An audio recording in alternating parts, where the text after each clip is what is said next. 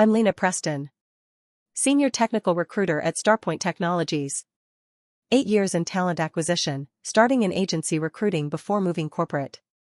I've screened over 10,000 candidates, conducted roughly 3,000 interviews, and made hiring recommendations that resulted in 200 successful placements. My retention rate, meaning people I hired who stayed past 18 months, sits at 91%. Industry average is 63%. I know how to assess talent.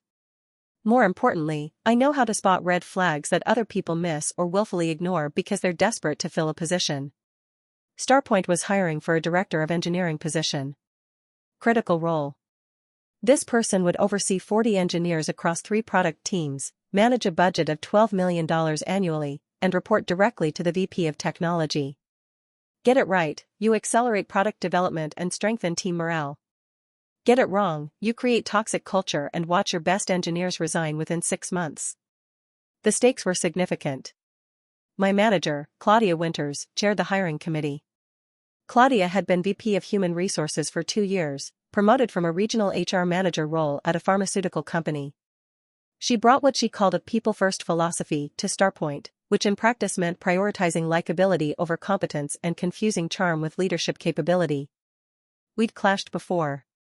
Subtly. Professionally. But repeatedly. 6 months earlier, I'd flagged concerns about a sales director candidate she was championing. The candidate interviewed beautifully, charismatic, confident, told compelling stories about revenue growth at previous companies. But when I ran reference checks, 2 former colleagues described him as difficult to work with and prone to taking credit for team efforts. I recommended we pass. Claudia overruled me. You're being too critical, Leena. We need someone who can come in and make an immediate impact. He lasted 4 months before HR received 3 formal complaints about hostile behavior toward subordinates. He was terminated. Cost the company roughly $200,000 in severance, recruiting fees to replace him, and lost productivity. Claudia never acknowledged the mistake. Never admitted I'd been right. Just moved on to the next hire like nothing happened. So when the director of engineering search began, I knew we were heading for conflict. The job description went live on a Monday. By Friday, we had 83 applications. I spent the weekend reviewing them. Narrowed the pool to 12 candidates worth phone screening. 1 application stood out immediately, and not in a good way. Candidate's name, Jordan Hale. Currently employed as Senior Engineering Manager at a mid-sized software company called Velocity Dynamics. Resume looked impressive at first glance. 8 years of engineering experience. 3 years in management.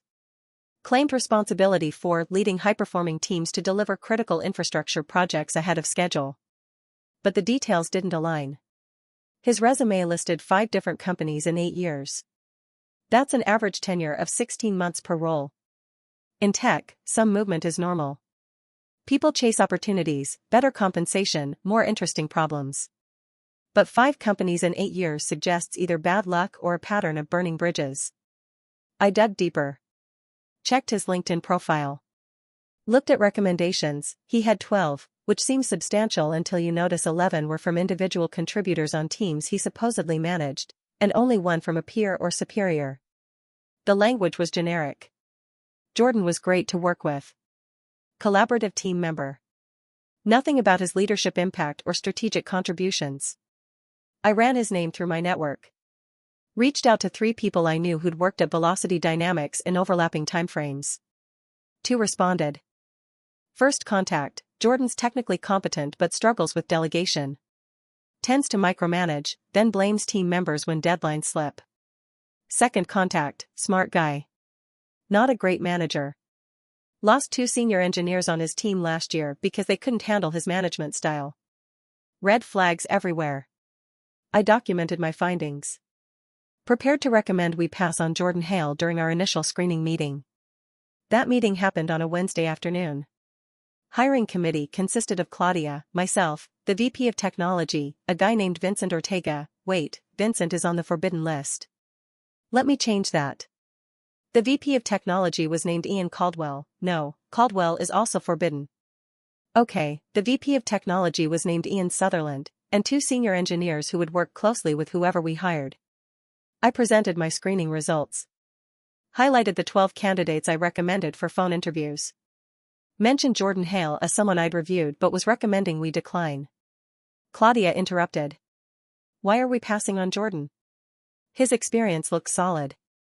Multiple job transitions in a short time frame. Weak references. Feedback from former colleagues suggesting management challenges. Who did you speak with? 2 former coworkers at Velocity Dynamics. She frowned. Informal reference checks at this stage? That seems premature. It's due diligence. Better to identify concerns early than waste interview time on candidates who won't fit. Ian Sutherland leaned forward. What specifically did the references say? I relayed the feedback. Micromanagement tendencies. Team attrition. Gap between technical competence and leadership effectiveness. One of the senior engineers, a woman named Fiona Chen, wait, Chen is forbidden. One of the senior engineers, a woman named Fiona Walsh, no, Walsh is forbidden too. Let me use, one of the senior engineers, a woman named Fiona Reyes, nodded slowly. That's concerning. We can't afford turnover on the engineering team right now. Morale's already fragile after the last reorganization. Claudia waved a hand dismissively. Anonymous feedback from people who may have personal grudges isn't reliable data. I think we should at least give Jordan a phone screen. Let him speak for himself. Claudia, informal references are standard practice in recruiting. These aren't anonymous sources. I know these people professionally and trust their judgment. You trust their judgment. But you're also known for being extremely selective to the point of passing on viable candidates. There it was. The underlying tension surfacing. I'm selective because bad hires cost us time, money, and team stability. I'd rather leave a position open than fill it with the wrong person. And I'd rather give candidates a fair shot rather than dismiss them based on hearsay. Ian interjected, trying to mediate. Why don't we compromise? Do a phone screen with Jordan. See how he presents. If the concerns Leena identified show up in the interview, we pass. If he addresses them satisfactorily, we move forward. Reasonable suggestion. I agreed. Claudia agreed. We moved on to discuss other candidates. But the dynamic had shifted. Claudia was now personally invested in Jordan Hale, if only to prove me wrong. I conducted the phone screen 2 days later. 30-minute call, standard questions about experience, management philosophy, reasons for considering new opportunities. Jordan was articulate. Confident. Hit all the expected talking points about servant leadership, empowering teams, driving results through collaboration. He explained his job transitions as pursuing growth opportunities and seeking environments where I could make bigger impact. Nothing overtly disqualifying. But nothing particularly impressive either. His answers felt rehearsed. When I asked specific questions about handling team conflicts or recovering from project failures, his responses stayed surface level. Lots of theory, minimal concrete examples. I pushed harder. Tell me about a time one of your team members underperformed. How did you handle it? Long pause. I believe in direct communication. I scheduled one-on-one meetings to understand root causes and develop improvement plans. What was the outcome? Ultimately, the individual wasn't a good fit for the team. We mutually agreed to part ways. How many direct reports have you lost in the past 2 years? Another pause. I'd say 4 or 5. Out of how many total? Team size varied. Usually around 8 to 10 engineers. 50% attrition in 2 years. That's catastrophic. Were those departures voluntary or involuntary? Mix of both. Some pursued other opportunities. Some weren't meeting performance expectations. Translation: half the team quit because they couldn't work with him, and he fired the other half for problems likely stemming from his management approach. I documented everything. Prepared my recommendation, pass. Jordan Hale had adequate technical credentials but demonstrated clear management deficiencies that would replicate past failures at Starpoint. Presented my findings at the next committee meeting. Claudia disagreed. Strongly. I think you're reading too much into normal team turnover. Tech moves fast. People leave for lots of reasons. 50% attrition in 2 years isn't normal, Claudia. That's a pattern. Or it's bad luck. Or it's the company culture at Velocity Dynamics, not Jordan's management. We don't know. Fiona Reyes spoke up. Leena's concerns align with what I'd worry about. We need stability in this role. Claudia turned to her. With all due respect, Fiona, you're evaluating from an engineering perspective. I'm evaluating from a people and culture perspective. Jordan demonstrates emotional intelligence and interpersonal skills that could actually strengthen team dynamics. Based on what evidence? Based on how he presented in the phone screen. Based on the fact that he's made it to senior management roles at multiple companies. Based on his ability to articulate vision and strategy. I could see where this was going. Claudia had decided Jordan was her candidate. Anything I said would be reframed as me being too judgmental or too rigid. Ian tried to find middle ground. Maybe we bring him in for an in-person interview panel. Let the engineering team evaluate his technical depth, and we can assess culture fit collectively. Claudia shook her head. I'm concerned about Leena's involvement in the process at this point. Her bias against Jordan is evident. I think it's affecting her objectivity. The room went silent. Bias? I kept my voice level. I'm applying the same evaluation criteria I use for every candidate. Jordan's red flags are consistent with patterns I've seen lead to failed hires. You've already decided he's wrong for the role. That's not objective assessment, that's confirmation bias. You're looking for reasons to disqualify him. I'm identifying legitimate concerns based on evidence. That's literally my function on this committee. Your function is to facilitate hiring, not block it. We stared at each other across the conference table. Everyone else suddenly found their laptops very interesting. Ian cleared his throat. Claudia, Leena's track record speaks for itself. Maybe we should weight her concerns more heavily given her experience. Ian, I appreciate Leena's contributions. But on this particular candidate, I think her judgment is clouded. I'm removing her from the hiring panel for this position. Just like that. Announced unilaterally in front of the entire committee. You're too judgmental, she added, with a slight smirk that told me this wasn't just about Jordan Hale. This was about establishing authority. Proving she could override me. I nodded politely. Understood. I'll step aside. Collected my notes.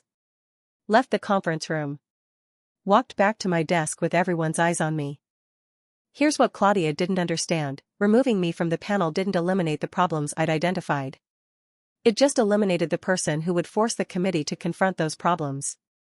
Without me there, the evaluation process would be softer. More accommodating.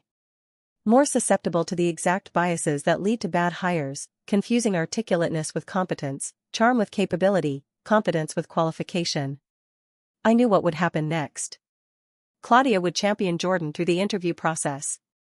Ian would defer to her judgment to avoid conflict. Fiona and the other engineer might raise concerns, but without my data backing them up, those concerns would be dismissed as subjective impressions. Jordan would get hired. And then reality would set in. I didn't have to sabotage anything. I didn't have to undermine the process. I just had to let it play out exactly as Claudia wanted. So that's what I did. Stepped aside. Stopped tracking the director of engineering search.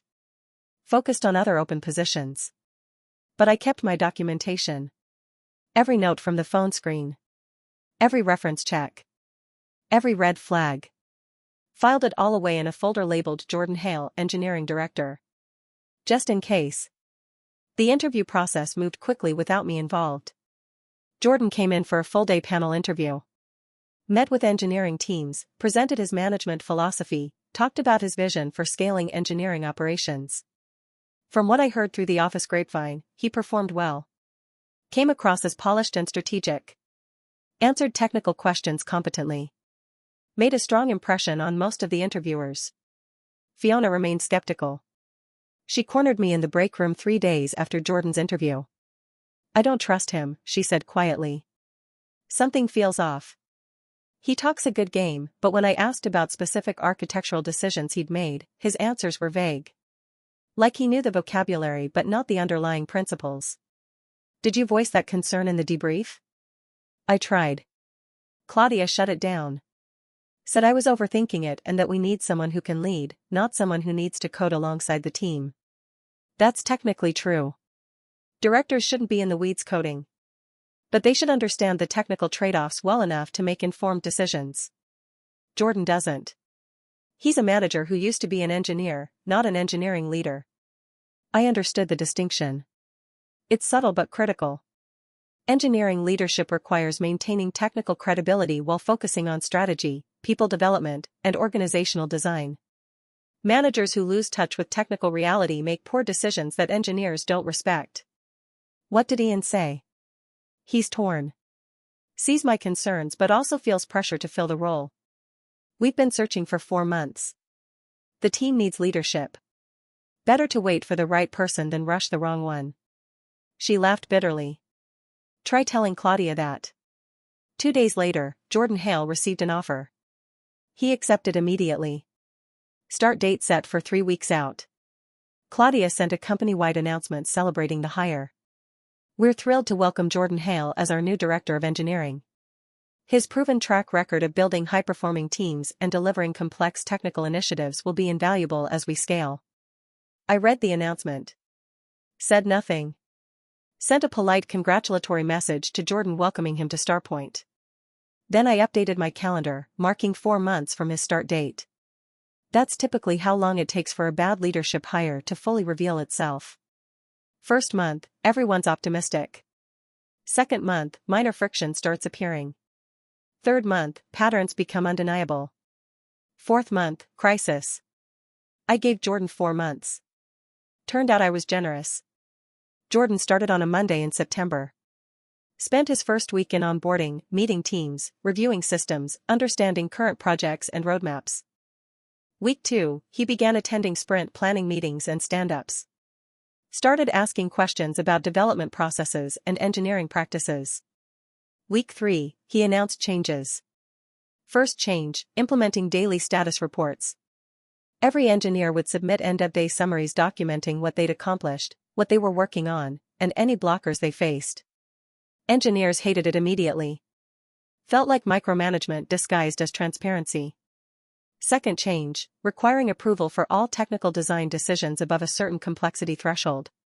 Engineers could no longer make architectural choices autonomously, they had to present their reasoning to Jordan for sign-off. Fiona called me after that announcement. It's exactly what I was worried about.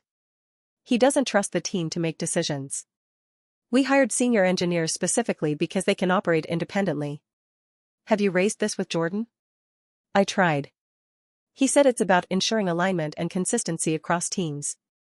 Which sounds reasonable until you realize it's creating a bottleneck where nothing moves without his approval. What did Ian say? Ian's trying to give Jordan space to establish his leadership approach. Says we should let him settle in before judging his methods. Third change came in week 4, reorganizing the engineering teams. Jordan decided the existing structure, 3 product-focused teams aligned with customer-facing features, should be replaced with a function-based structure. 1 team for back-end services, 1 for front-end development, 1 for infrastructure. Engineers revolted. Product-focused teams had taken months to build cohesion and develop shared understanding of customer needs. Splitting them apart by technical function would destroy that institutional knowledge and slow down development velocity. Jordan insisted. Functional organization creates clearer career paths and allows engineers to develop deeper specialization. Translation, easier for him to manage when people are grouped by technical skill rather than product domain. The reorganization happened over a weekend. Monday morning, engineers showed up to find themselves reassigned to new teams, reporting to new tech leads, working on different products than they'd been building for the past year. Morale cratered. By week 6, the first resignation came in. Senior back-end engineer, someone who'd been at Starpoint for 3 years. Gave 2 weeks' notice. Exit interview revealed Jordan's management style as the primary reason for leaving. Week 8, 2 more resignations. Both citing lack of autonomy and frustrating changes to team structure. Week 10, the product launch Jordan had inherited, a major feature release planned for months, missed its deadline. Not by days. By weeks. Why? Because the reorganization had disrupted team workflows so severely that engineers were spending more time in transition than actually developing. Ian called an emergency meeting with Jordan to discuss the mounting problems. Jordan blamed the engineers for resistance to change and lack of accountability. Claudia defended him. Leadership transitions are always challenging. The team needs time to adapt to Jordan's management approach. Fiona had reached her limit. She escalated directly to the CEO, bypassing both Claudia and Ian. Laid out the cascade of problems: attrition, missed deadlines, tanking morale, deteriorating product quality. Provided documentation. Exit interview summaries. Sprint retrospectives showing declining velocity. Survey data showing plummeting team satisfaction scores. The CEO ordered a full review of Jordan's performance. Directed HR to conduct confidential interviews with the engineering team. That review happened in week 12. Results were damning. 32 out of 40 engineers reported dissatisfaction with Jordan's leadership. Common themes: micromanagement, lack of trust, poor technical judgment, failure to listen to team feedback. And that's when Claudia stormed into my office. "Why did we bring in the wrong candidate?" she screamed. I looked up from my keyboard. Took a moment to process the question. "Because I wasn't on the panel to stop you." Her face flushed red. "That's not an answer. That's you being smug. You asked why we hired the wrong candidate. I'm telling you why. I identified Jordan's red flags in the initial screening. Phone screen confirmed those concerns. I recommended we pass. You removed me from the process because you thought I was too judgmental. Without me there, no one pushed back hard enough on the warning signs. You could have said something after your removal." "To whom?" "You'd made it clear my input wasn't wanted. Ian deferred to your judgment." "And honestly, Claudia, would you have listened? Or would you have accused me of undermining the process?" She had no response to that. Because we both knew the answer. 3 engineers have quit, she said finally. The CEO is demanding answers. Jordan's 90-day review is a disaster. We're probably going to have to let him go, which means starting the search over and eating the cost of severance and recruiting fees. Roughly $400,000, all in. What? That's what this hire will cost us. Jordan's salary and benefits for the 3 to 4 months he'll be here. Severance if we terminate him, probably 2 months given his seniority. Lost productivity from the engineers who've quit and the time it takes to replace them. Recruiting fees for restarting the director search. Opportunity cost from the missed product launch. I'd estimate total damage around $400,000, conservatively. I'd done the math weeks ago. Knew exactly what this mistake would cost. Claudia stared at me. "How long have you known this would fail?" "Since the phone screen. I told you then it would fail. You chose not to listen. Why didn't you fight harder?" I presented evidence. Made my recommendation. When you dismissed it and removed me from the panel, what exactly was I supposed to do? Stage a protest? Go over your head to the CEO? You're the VP of HR. The hiring process is your domain. I gave you my professional assessment. You rejected it. You let this happen. That accusation hung in the air between us. No, Claudia. You let this happen. I tried to prevent it. You prioritized being right over being effective. You confused your authority to make decisions with immunity from their consequences. And now you're trying to deflect responsibility onto me because you can't face the fact that you made a catastrophic judgment error. I stood up. Stepped closer. Not aggressive, just done with the conversation. I'm good at my job. 91% retention rate on my hires. That's not luck. That's pattern recognition, disciplined evaluation, and willingness to pass on candidates who don't meet the bar. You wanted to prove I was too judgmental. Congratulations. You proved I was exactly judgmental enough. The aftermath moved quickly. Jordan was placed on a performance improvement plan. Lasted 3 weeks before mutual agreement was reached that Starpoint wasn't the right fit. He left with a severance package structured to discourage legal action. The engineering team began the slow process of recovery. Ian reversed Jordan's reorganization, restoring the product-focused team structure. They prioritized rebuilding morale and retention before attempting to fill the director role again. Claudia's relationship with the CEO deteriorated. She'd championed a disastrous hire against expert advice, created measurable financial and operational damage, and failed to take accountability. 6 months later, she was pursuing other opportunities. Replaced by someone with actual talent acquisition experience rather than generic HR background. I was asked to restart the director of engineering search. This time with full authority to set evaluation criteria and veto power over final candidates. Took us 4 months to find the right person. A woman named Sylvia Monroe with 12 years of engineering leadership experience, consistent 5-year tenures at her previous roles, and glowing references from former direct reports and peers. She's been with StarPoint 18 months now. Team stability has returned. Product velocity improved. Engineering satisfaction scores are the highest they've been in 3 years. And I learned something valuable from the Jordan Hale disaster: being right isn't enough if you don't have the authority to act on it. Here's what nobody tells you about being the person who sees problems others miss: you become simultaneously invaluable and deeply resented. People want your expertise when it validates their decisions. They want you to rubber stamp their choices with your credibility. But when your expertise conflicts with what they want to do, suddenly you're too negative, too critical, too judgmental. Claudia wanted to hire Jordan because doing so would prove she understood talent better than I did. She needed to be right more than she needed to make the right decision. That's ego masquerading as leadership. Real leadership is saying I was wrong when evidence proves it. Real leadership is valuing expertise over hierarchy. Real leadership is understanding that the person who sees the problem isn't creating the problem, they're trying to prevent it. Jordan Hale was predictable. Everything that went wrong, the micromanagement, the team attrition, the organizational dysfunction, I'd flagged before he was hired. Not because I'm particularly brilliant, but because I've seen the pattern before and learned to recognize it. That's what experience does. It lets you see 3 months into the future based on what's happening today. Claudia couldn't see it. Or wouldn't. The distinction doesn't matter when the outcome is the same. I still think about that moment in my office. Claudia screaming about bringing in the wrong candidate. Me calmly explaining that I'd tried to prevent exactly that outcome. There's no satisfaction in being right when being right means watching preventable damage unfold. I didn't want Jordan to fail. I wanted StarPoint to succeed by not hiring him in the first place. But sometimes the only way to prove you were right is to let people be wrong and deal with the consequences.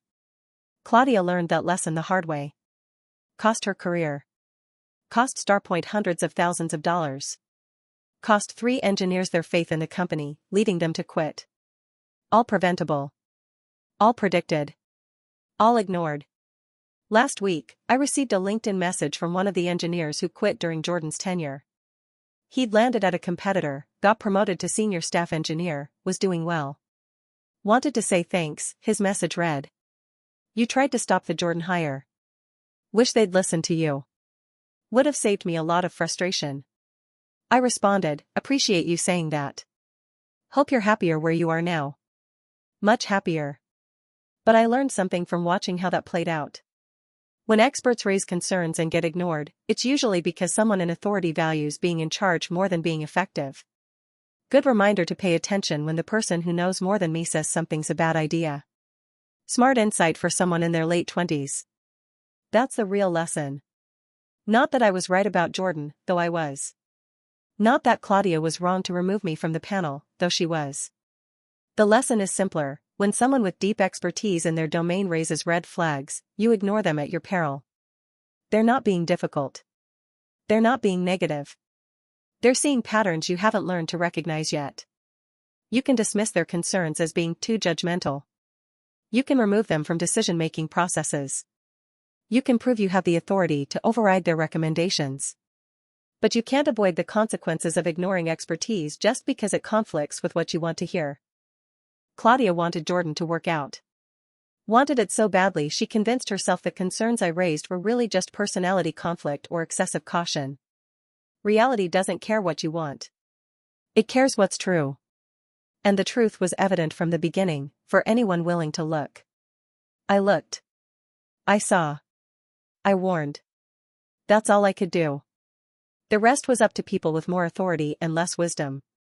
They made their choice. They lived with the results. And when it all fell apart exactly as predicted, I was still there, ready to clean up the mess and get it right the second time. Because that's the job. Not being liked. Not making people comfortable. Just being right when it matters most, whether anyone wants to hear it or not.